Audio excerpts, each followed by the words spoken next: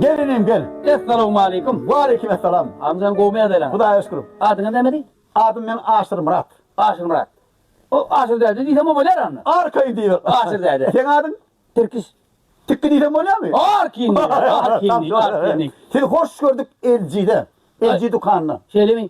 Energetik enstitüsü vardı şimdi. Hava. Şu protein nakı LG'de. Ha. Başka da LG var. 3 tane. Yani yine etadı şu LG. Tügüleme. Amcan beni merak etme ne dedim. Aha. Teyze zayalım. Tuvalı Teyze netivesin. ne bu teyze zayme hoşu. Netivesin. Öydeki diye teyze zayı o sende iç koşlarım. Teyzeden o yolluyor içeri koşlarım. O ay şu öydeki var. Kök biliyorum. Onun size diye bu kredi ya da ya marakene. O valla sikılaylı kredi.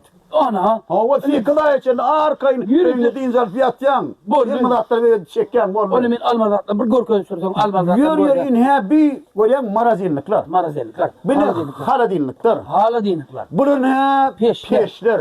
Beyne ütükler. Bunun lüstralar. Ne mi diyeceğim bana? Beyazı da var, peşleri var. Bahaları mı amatlı mı? Bahaları var. Amatlı. Amatlı. Ben de ona geldim.